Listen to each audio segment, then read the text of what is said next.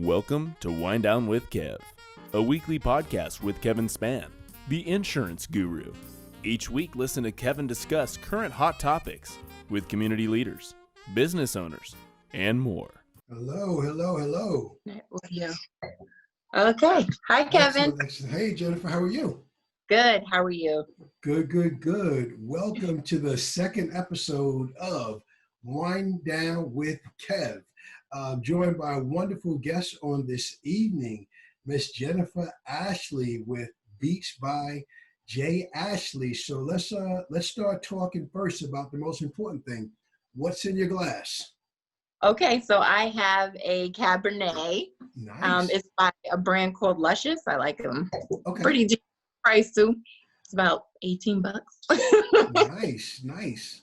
That's a cut above the that basic one, but it gets you what you want. Okay. Yeah. So you're drinking a Cabernet by Luscious. Tonight I'm drinking a Chardonnay by Butter Knife.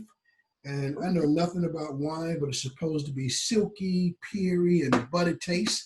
So I like Chardonnay. That's my preferred go-to wine for the night. So thank you for joining me on my second episode. For those of you that don't know me, I am Kevin Spann, the insurance guru, and this is Wind Down with Kev.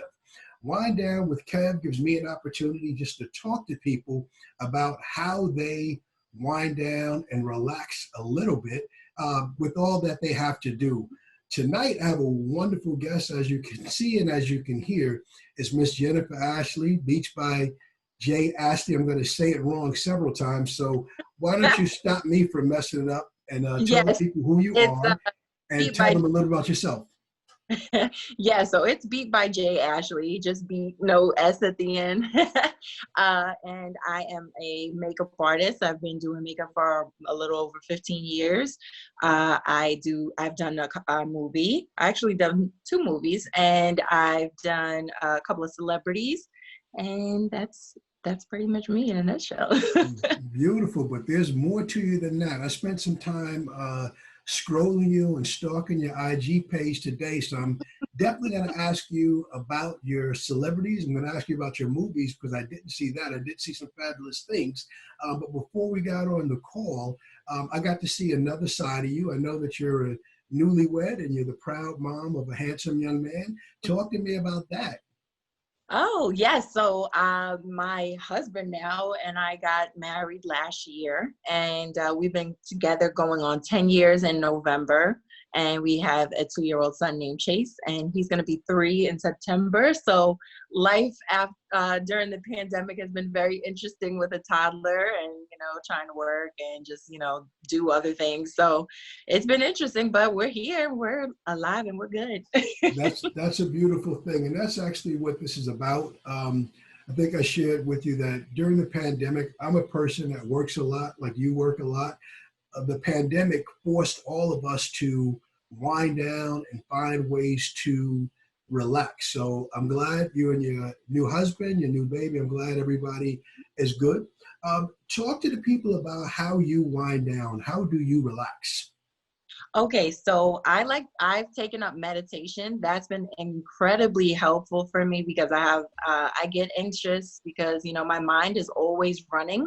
I'm thinking of something new that I have to do. I have to do this. I have to do this with my son. I have to, work. I work 2 jobs, so it's just like I'm always on the go. I'm so busy that I did not know how to quiet my mind. So someone suggested that I try the Breathe app. There's one called Calm, and there's also one called My Life.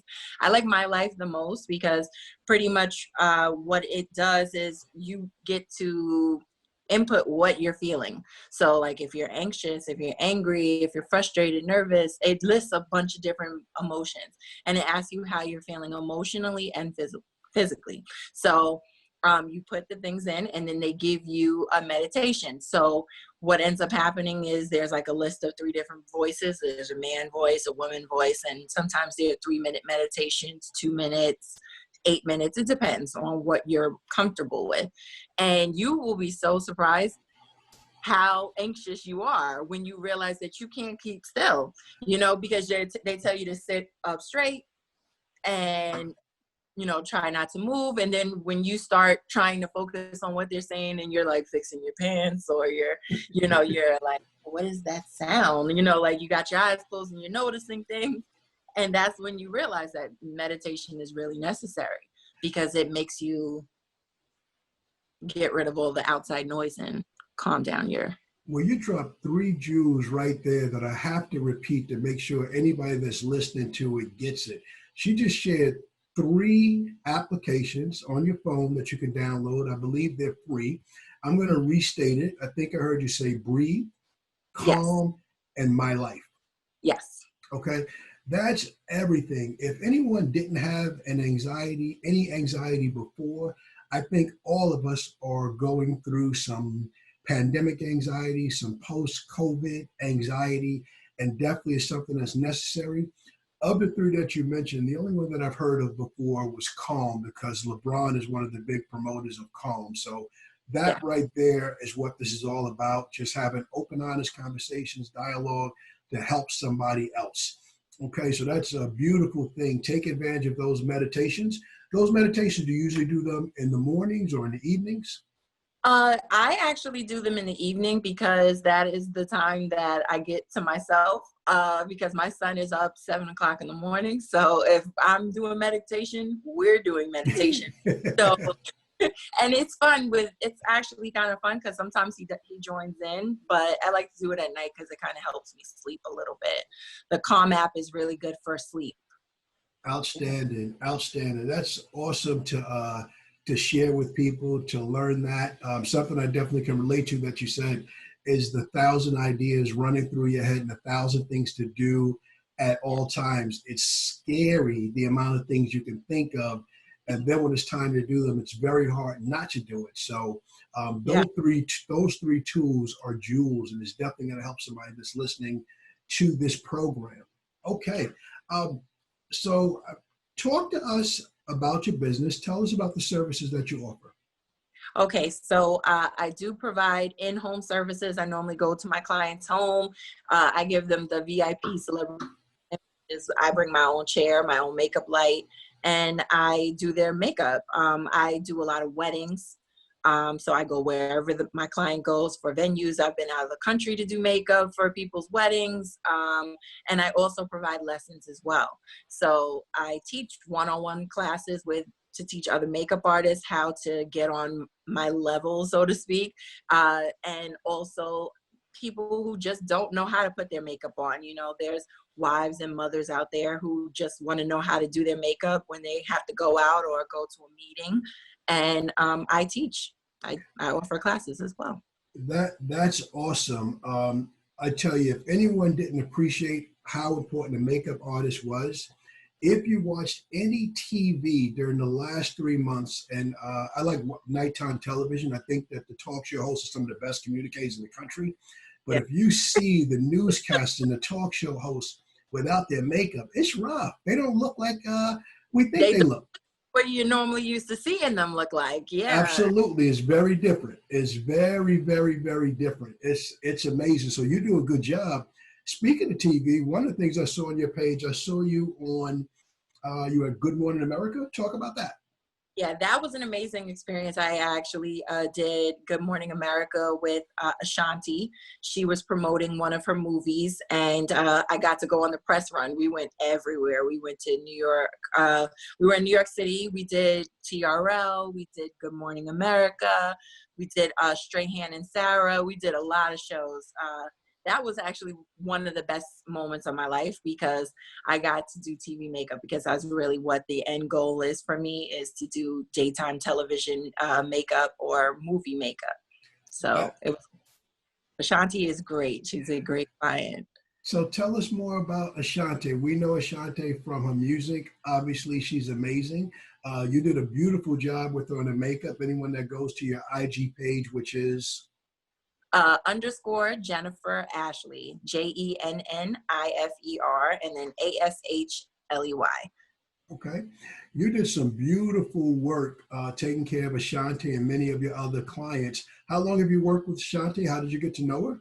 Okay, so I started out doing Ashanti's sister first. I was recommended to someone by to her little sister, and I've known her sister for, I don't know, 7, 8 years or something like that. So whenever her sister needed to go somewhere with her, she would never use Ashanti's makeup artist. She would just come to me, and we have like a bond where she's like, no, I just want Jen to do it. So one time Ashanti needed a makeup artist for the VMAs. I think that was 2018 VMAs, I want to say. And she called me in the middle of the night at 1:00 in the morning and said, Jen, I need you to come to the city first thing in the morning. Ashanti needs some makeup done for the VMAs.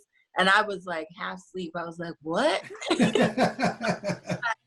my trial run with Ashanti for a major award show, and I was terrified.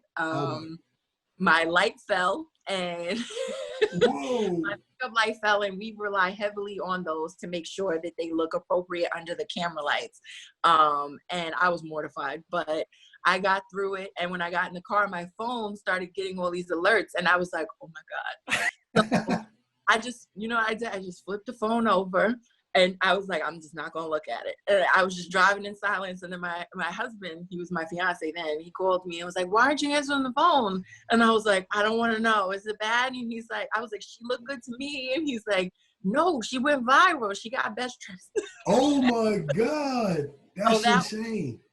Yeah. So that's the start of our relationship, me being clumsy and, the light falling, and here we are today. but you got it done. So let's go back to that moment. Let's go back to 1:00 in the morning when you got that call. Obviously, You said yes, but what did you have to do that next day? Did you have a 9 to 5 that you were supposed to go to that you had to call in and say no? I had a 9 to 5 at the time. I was working for an insurance company, and I was like, I can't do it. I don't want to call out of work, and my husband was like, are you crazy? He's like, wow, this is the moment you've been waiting for. What are you doing? And I was like, all right, I'm going to call out. I was like, my brushes aren't clean. He's like, you clean your brushes on the way to work. I'll drive you to work. Yes. And I was like, all right. So I went to work. I acted like I was sick. And then I left. And here's my karma. I was on a road and made a right turn at a red light and got a red light ticket thing because I didn't come to that full. I did a stop, but it wasn't the full stop. So I ended up getting a ticket, but it was still most amazing moment of my life. So I was like, it's worth it. I'm a dream chaser, so I'll tell anybody this: when you chase your dream, it's going to come at a price. For anybody that's listening that wants to be in that entertainment world, that entertainment space, that world does not exist in the normal 9 to 5. It's common for recording artists, from midnight until the next day and whatever it takes. So her calling you at 1:00 in the morning, that's normal for them.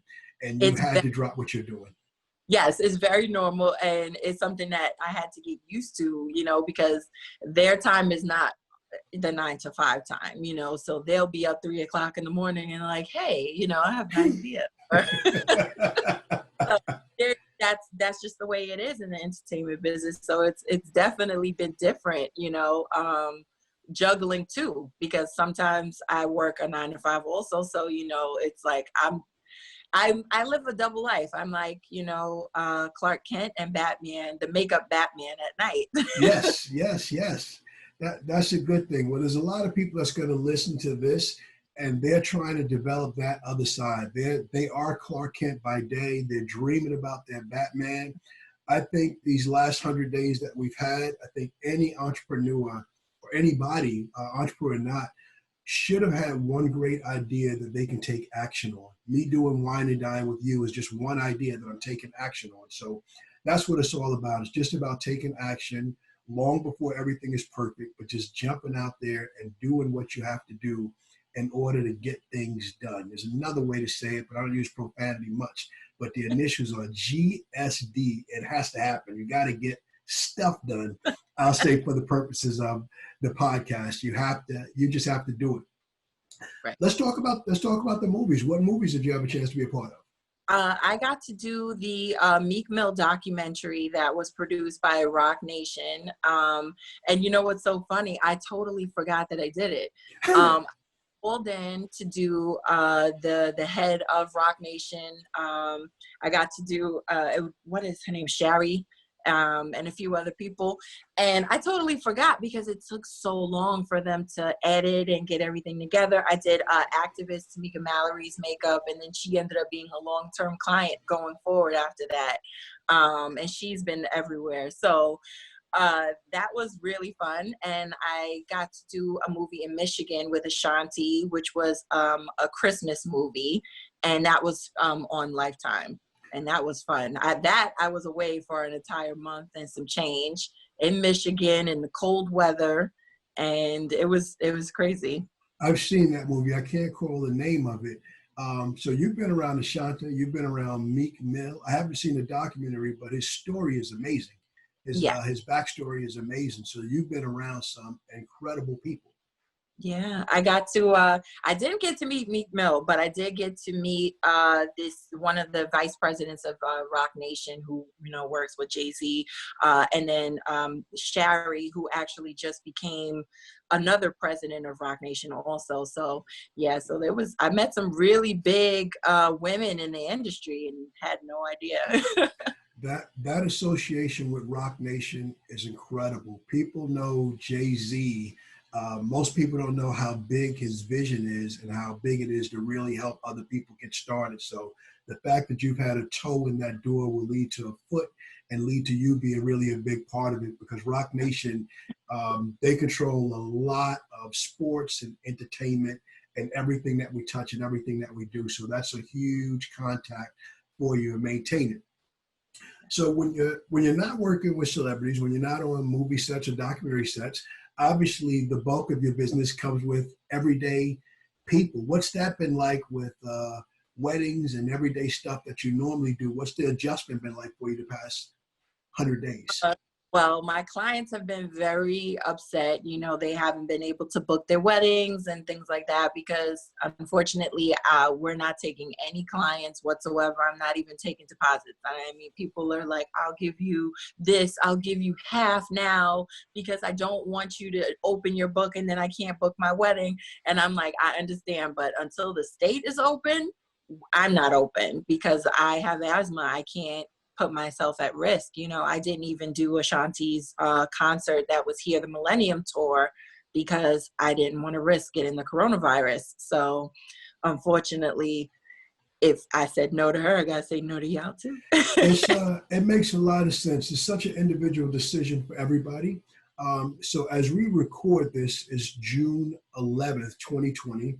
We've moved into phase 2 in Suffolk County where barbershops can open and salons can open. Does that mean that you're allowed to open and do business as well?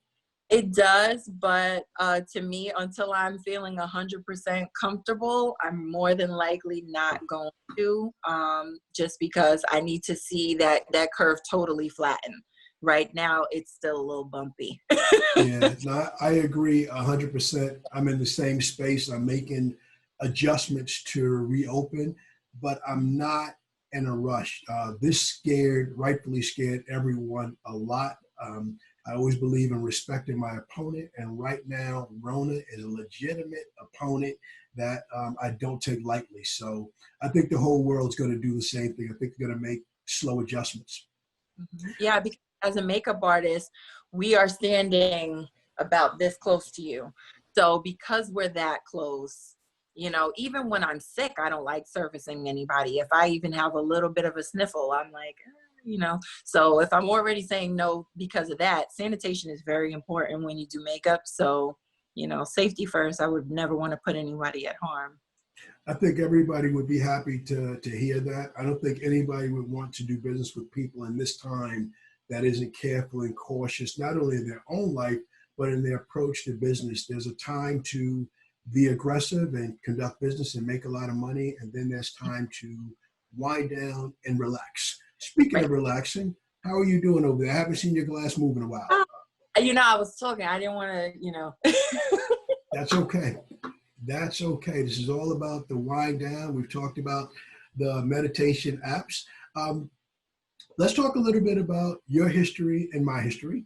You've been my client for a very long time, but we didn't have a chance to meet in person until some very difficult circumstances about a year and a few months ago, last March to be exact. Yeah. I have been your client, I want to say since I was about 17 years old. Like as soon as I learned how to drive, my insurance was sky high. My dad was complaining and my friend was like, oh, you should call Kevin Span. She's like, he's great. He's professional. You did it. So she talked you up real good. And I've been with you ever since. And we never got to meet in person. And then last March, my house was in a fire. And you called me. You said, I saw you on the news. Yes. And I was like, what? I was out of it when I didn't even realize that I was like on camera. It was crazy. It was a crazy time in my life. But I was so grateful that my agent, you came the very next day, you walked the property with me, and you took a lot of the burden of worrying about the insurance portion of the fire. Obviously we had to heal emotionally and, because we lost everything that we owned, but you took a major load off of our shoulders because we were, I almost forgot I had the renter's insurance. And I was like, everybody's complaining. They're like, I don't have renter's insurance. And I was like, oh my God, I have renter's insurance. And then the next thought was, oh my God, how much is it? Because yes. I forgot. I just pay it every month and never really thought about it. I will never not think of it again, though. It's all insurance is something that you have and you hope you never need. I won't forget that day because it was in March of last year. I was watching college basketball, March Madness. And I said, let me turn basketball off. It's 11 o'clock at night. Let me watch something intelligent. And I saw you on the news and I said, oh my God, that's you. And we were there the next day, but I'm so glad you had it. So glad whatever small role that we were able to play to put you and your family back together. Excuse me, I owe you a thank you because I met many of your neighbors that next day. And since that time, I've been able to insure some of them. So thank you. Thank you very much. That's what it's all about, getting to know people. Honestly, I'm like the biggest advocate for homeowners insurance or renters insurance after that happening. As you know, I increased my policy. Yes. I was like, can we add more? Yes. $18 or whatever I pay a month is nothing because you could spend that in a fast food joint for getting a meal for two people. So obviously it's worth it because insurance is really in case something happens, and the in cases in life really do happen. And I'm I'm living proof of that. Well, thank you very much for that. I appreciate it. So we talked a little bit about this already. I talked to a lot of people that are still in a space that they think they're going to go back to normal. I'm very much not a proponent of that thought process. I had a very active life prior to March 16th, my birthday of this year. But that's when the coronavirus got really, really serious. That's the day I shut my office down.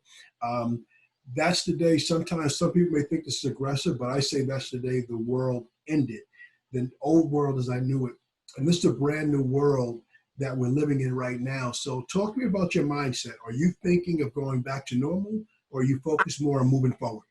I honestly am going to just focus on moving forward. I don't believe that there's normal, that normal that we knew is gone. It's forever changed our lives. Like we have adapted practices that I probably will never get rid of ever again. Making sure I take my shoes off before I enter my house, taking a shower and not walking around my house in the same clothes I was just outside with, cleaning off my groceries thoroughly and making sure, because in reality, when you really think about it, even if there was no virus, we kind of probably should have been doing these things beforehand. So those are things that I'm probably going to just go about life, doing, and I'm probably going to teach my son to do the same thing because it does help.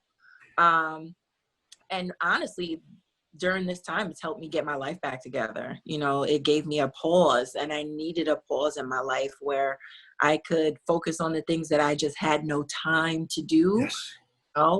Buying furniture, you know, getting my house back together, making it feel like a home instead of a shell of a house. So those things matter. So I think I'm probably gonna just go with the new stuff. Has this time at home, has it also helped you focus on just what you need and not what you want? Yes. Yeah. Because I want to go to Home Goods. I can't go to Home Goods. I love Home much. I love that place. I used to go there on my lunch break and just walk the aisles and buy stuff. So I can't do that, but it's also helped me relax with my spending. You know, I want my son to go to daycare, but he's not going right now, but it's also helping me save towards home ownership. So it's kind of, you know, you got to weigh the good with the bad. And I'm a firm believer in looking at the glass half full now rather than half empty. We're in the house, you know. Yes, that's ultimately the goal. I think that has helped everybody. You said pause. I say a massive reset button for everybody, and absolutely it's about moving forward. You talked about your cleanliness. I tell anybody that I see, anybody I know, the last time that I shook your hand, that'll be the last time. The last time we slap five, that will be it. Yep, elbows and Black Panther style. We cross arms. Let's go a little bit deeper. You're a mom of a son. What do you think of everything that's going on? Okay.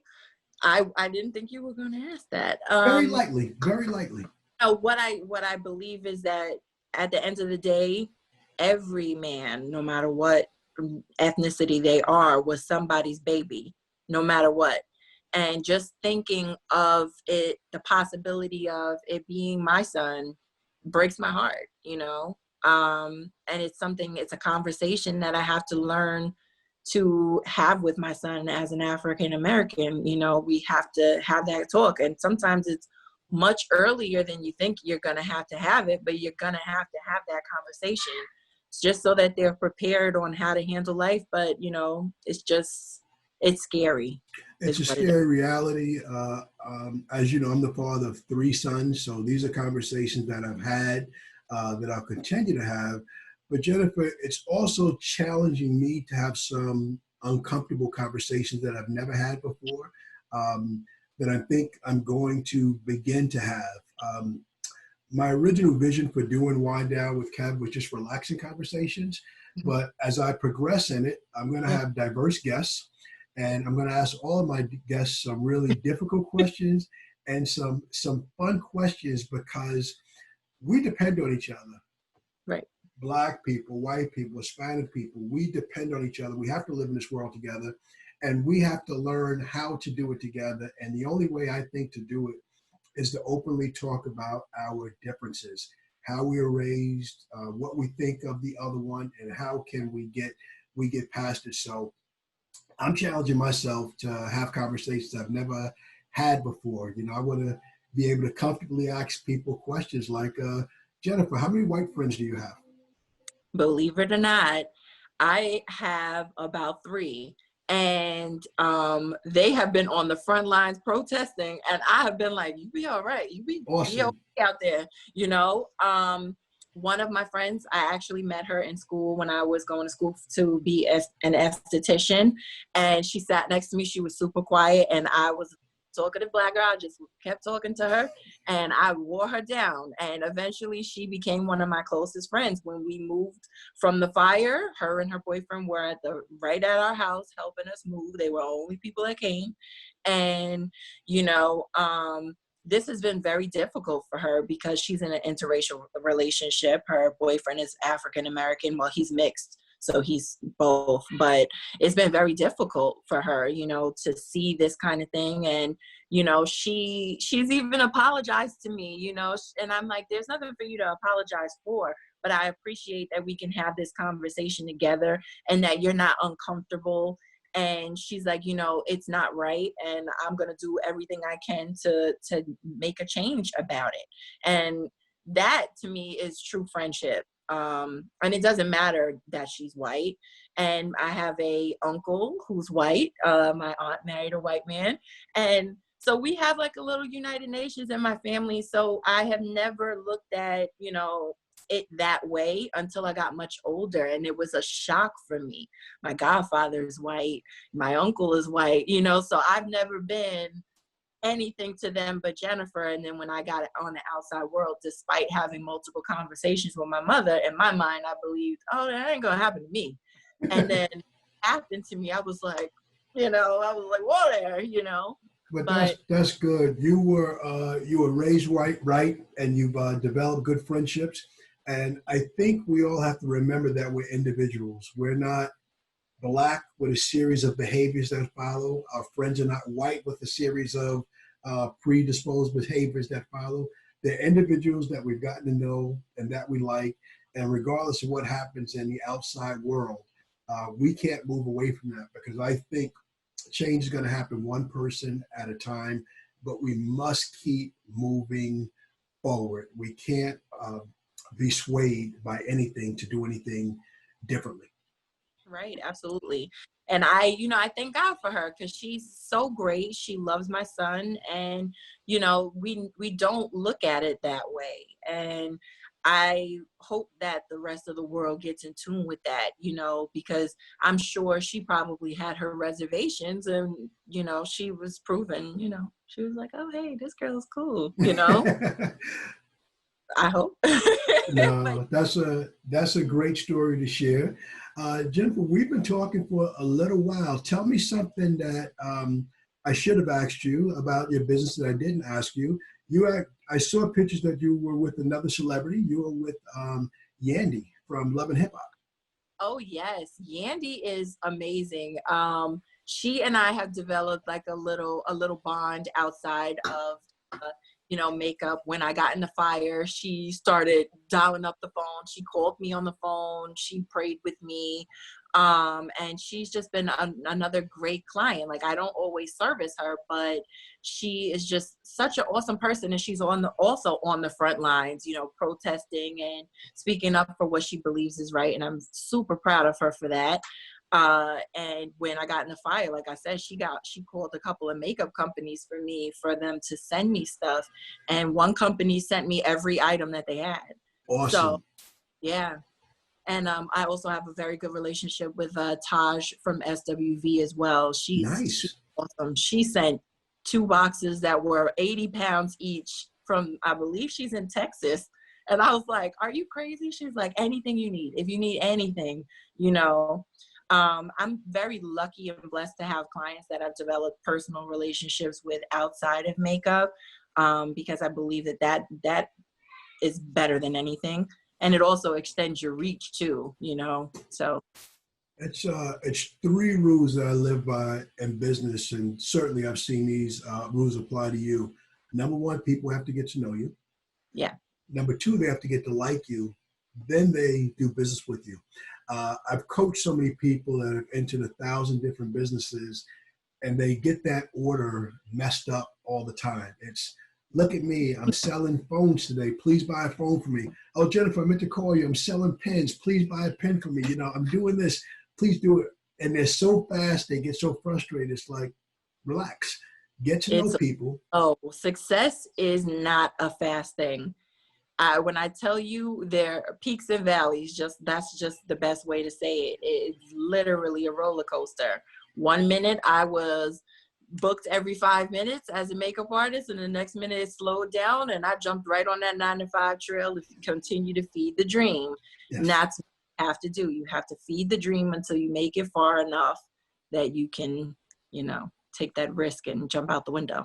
I like those words, feed the dream. I thought I had a lock on all the positive quotes in the world. I haven't seen those 3 words put together, feed the dream. I like that. Yeah. I like that a lot. That's my husband's favorite thing that I ever say, and sometimes he uses it against me. He's like, you got to feed the dream, right? And I'm like, yeah, you're right. Well, he applied that concept when he encouraged you to get in the car and go take that appointment. So it's clear that he's a believer. Your husband, Ron, he's awesome. I like him a lot. Love talking to him so much. Just an excellent guy. And you guys are a beautiful young couple. I wish you nothing but health, wealth, and happiness from here until infinity. So before we toast and close out this episode of Wind Down with Kev, please tell people how to get in touch with you. Okay, so you can email me at info@beat, BEAT, like a punch, by J Ashley, JASHLEY.com, or you can look me up on Instagram at _Jennifer Ashley. Awesome, awesome, awesome. Please look her up. Please follow her page. Her work speaks volumes for herself. And if you've listened to this, when you listen to this episode, you will get to know her a little bit. You'll definitely like her. And I definitely want you to do business with her. So this is Kevin Spann, the insurance guru, signing off. Let's do one final toast. Yes. Okay, this is to you, to your family, to health, wealth, and happiness, and to your business. All good things. Signing off. Wind Down with Kev. Thank you for joining us. I appreciate it. You're welcome. Thank you.